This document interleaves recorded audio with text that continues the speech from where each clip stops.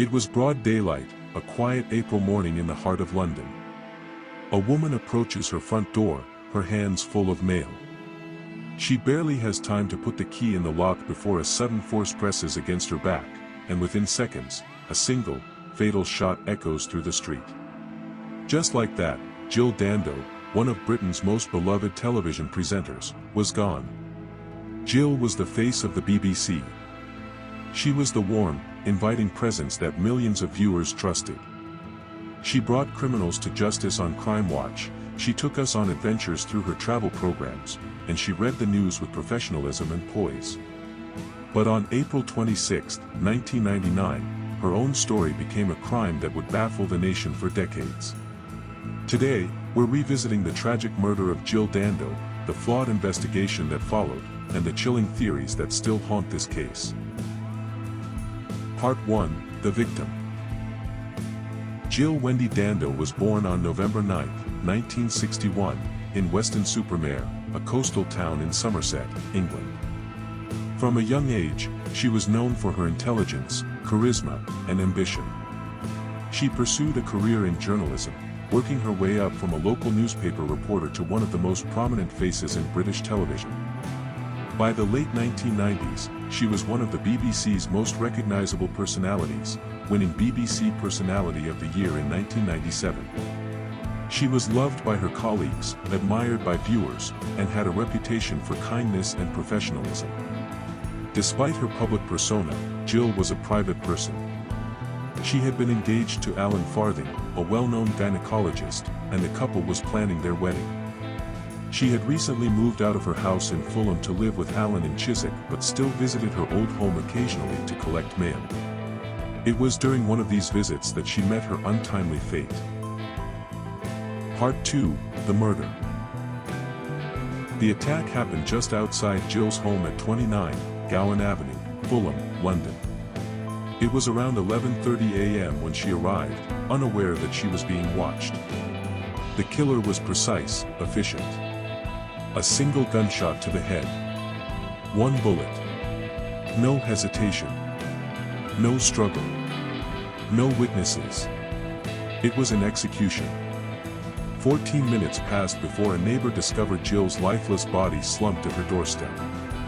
She was still holding her house keys. Blood pooled beneath her golden hair.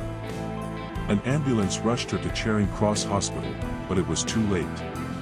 The coroner would later confirm that she had been shot at point-blank range, execution style, with the bullet entering just above her left ear. A brutal, cold-blooded killing. But why? And by whom? Part 3, The investigation begins. The Metropolitan Police were quick to respond. Operation Oxborough was launched, and it soon became one of the most extensive investigations in British history. More than 2,500 people were interviewed. Over 1,000 statements were taken. Every inch of the crime scene was examined. Yet, there was nothing, no CCTV footage, no clear eyewitnesses, and no forensic evidence left behind. It was as if the killer had vanished into thin air. Investigators pieced together Jill's final movements. That morning, she had left Alan Farthing's home in Chiswick, driven to Fulham, and parked her car a short distance from her front door. Witnesses recalled seeing her walking along the street, smiling as always. Yet, nobody saw the shooter. Police explored multiple theories. Was this a case of mistaken identity? Had Jill uncovered something dangerous in her investigative work? Could this have been a personal vendetta?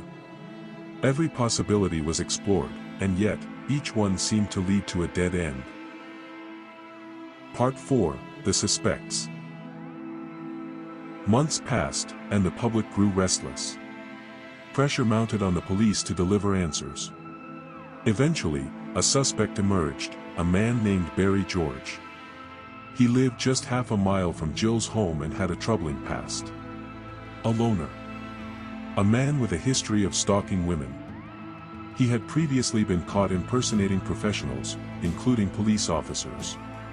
It was enough for authorities to consider him a person of interest. But did he actually kill Jill Dando? Barry George was known for his erratic behavior. He had an obsession with famous women and had previously been convicted for harassing female celebrities. His apartment was filled with newspaper clippings about famous women, including Jill Dando. His past included an arrest for impersonating a police officer and trespassing onto BBC premises. It was enough circumstantial evidence for the police to take a closer look. In May 2000, just over a year after the murder, Barry George was arrested and charged with Jill's killing. During his trial, prosecutors painted him as a disturbed individual, obsessed with celebrities, desperate for attention. They presented gunpowder residue found on his clothing as forensic evidence. And despite his protests of innocence, Barry George was convicted and sentenced to life in prison. Part 5: The Twist. For a while, the case seemed closed. But the shadows of doubt never fully disappeared. Experts began questioning the legitimacy of the forensic evidence. The gunpowder residue, was it really from a gun, or had it been cross-contaminated? Barry George's mental state was also scrutinized. Was he capable of planning such a meticulous crime? The public wasn't convinced, and neither were the courts. In 2007, after years of appeals, his conviction was overturned.